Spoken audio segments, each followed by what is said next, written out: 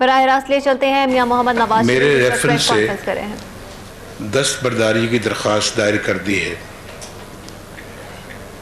اسی طرح کی اطلاعات دوسرے وکیل امجد پرویز صاحب کی طرف سے بھی آ رہی ہیں۔ خواجہ حارث صاحب نے تحریری طور پر وہ تمام تفصیلات بیان کر دی ہیں جس کی بنا پر وہ یہ فیصلہ کرنے پر مجبور ہوئے۔ گزشتہ روز یعنی 10 جون اتوار کے دن کو احتساب عدالت کی طرف سے تیسری بار توسیع کی درخواست کی سماعت کے لیے پہلی بار چیف جسٹس صاحب ثاقب نثار صاحب نے اپنی سربراہی میں بینچ قائم کرنے اور اتوار کے روز اس کی سماعت کرنا ضروری خیال کیا۔ جسٹس اعجاز الحسن بینچ کے دوسرے رکن تھے جو ہمارے خلاف دائر ریفرنسز کی مانیٹرنگ بھی کر رہے ہیں، یعنی وہ اس کے مانیٹرنگ جج ہیں، اور جو میرے خلاف فیصلہ دینے والے بینچ کا حصہ تھے۔ چیف جسٹس صاحب نے ہمارے وکیل سے کہا کہ 1 ماہ کے اندر اندر ریفرنسز کا فیصلہ آ جانا چاہیے۔ انہوں نے ریمارکس دیتے ہوئے کہا کہ اس مقصد کے لیے ہفتہ وار چھٹیوں میں بھی اور مقررہ اوقات کے بعد بھی سماعت جاری رکھی جائے۔ ہمارے وکیل نے کہا کہ ایسا ممکن نہیں، کیونکہ کیس کی تیاری کرنا ہوتی ہے، دلائل تیار کرنے ہوتے ہیں، مطالعہ کرنا ہوتا ہے۔ ایسا کسی بھی وکیل کے لیے ممکن نہیں کہ ہفتہ وار چھٹی بھی نہ کرے اور ہر روز عدالت میں پیش بھی ہو اور عمومی اوقات کے بعد بھی عدالتی کام جاری رکھے۔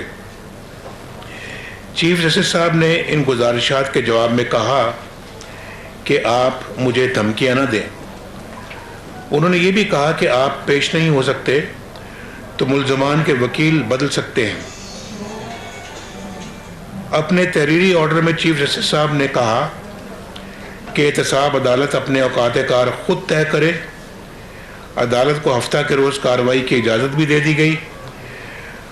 اس کے ساتھ ہی حتمی طور پر یہ طے کر دیا گیا کہ کچھ بھی ہو 1 ماہ میں ریفرنسز یا ریفرنس کے فیصلے سنا دیے جائیں۔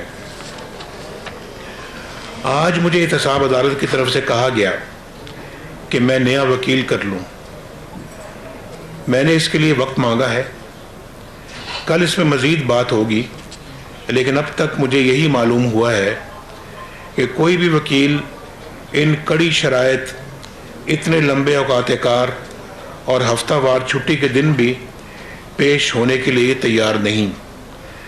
اگر کوئی نیا وکیل مل بھی جائے تو اسے ہزاروں صفحات کا جائزہ لینے، کم و بیش 60 گواہوں کے بیانات دیکھنے، جی آئی ٹی رپورٹ کی 9 جلدوں کی 2000 سے زائد صفحات کا مطالعہ کرنے، 3 صندوقوں میں بند کاغذات کو دیکھنے اور ریفرنسز کے تمام پہلوؤں کا احاطہ کرنے کے لیے نہ جانے کتنا وقت درکار ہوگا۔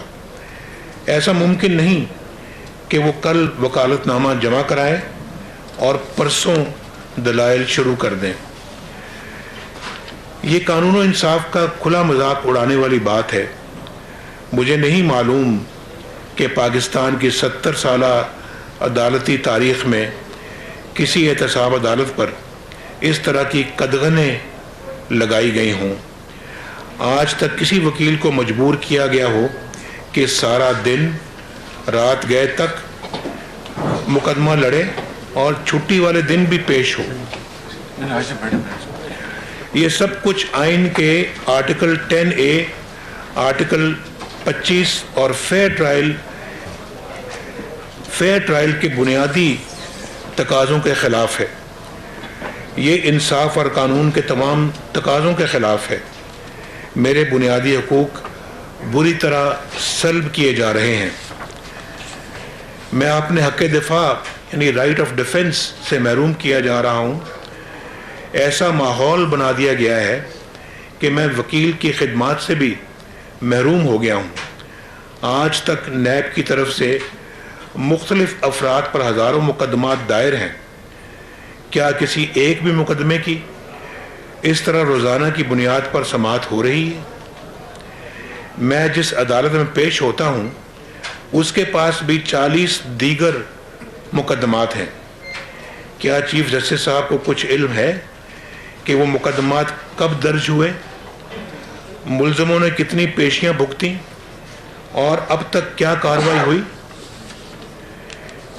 کیا کوئی ایک بھی مقدمہ ایسا ہے جس کی مانیٹرنگ سپریم کورٹ کا کوئی جج کر رہا ہو اور جس کے روز مرہ کے معاملات سپریم کورٹ کا کوئی بینچ نپٹاتا ہو؟ کیا آج تک کسی بڑے سے بڑے جرم میں بھی کسی پاکستانی نے 100 کے لگ بھگ پیشیاں بھگتی ہیں؟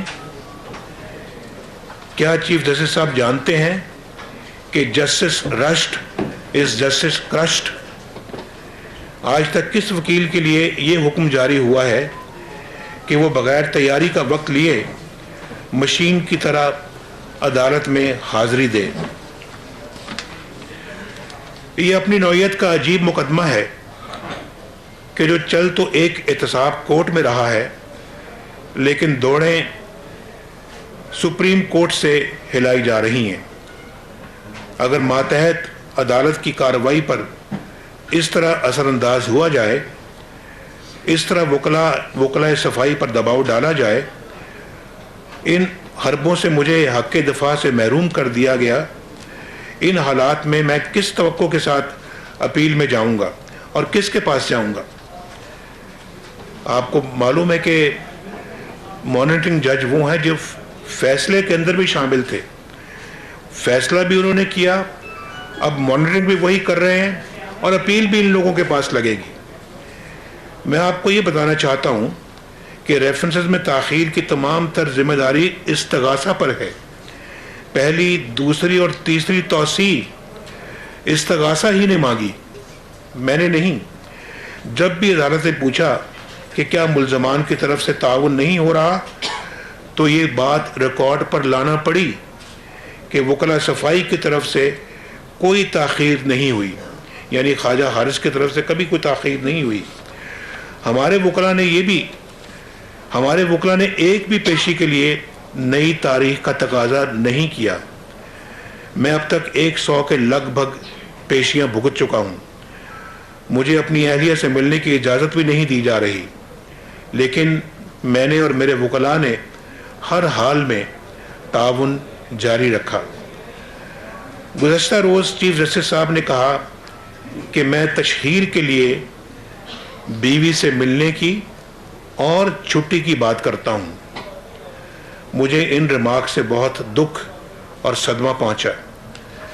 میں نے ان کی عدالت میں ایسی کوئی رحم کی درخواست نہیں کی، پھر بھی نہیں معلوم انہوں نے اس طرح کے ریمارکس کیوں دیے.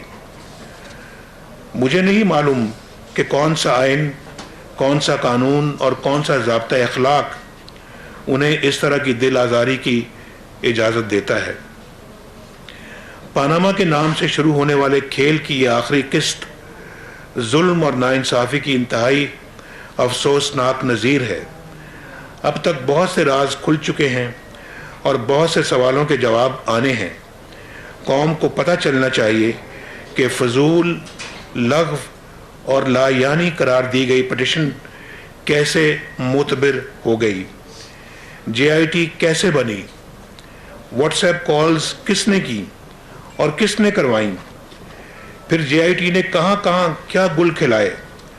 پھر جب کسی طرح کی کرپشن کا کوئی پیسہ، یعنی ایک بھی پیسہ ثابت نہیں ہوا تو ایک اقامہ نکالا گیا، ایک خیالی تنخواہ دریافت کی گئی اور اس الزام میں کہ میں نے بیٹے سے یہ تنخواہ نہیں لی وزیر اعظم ہاؤس سے نکال دیا گیا.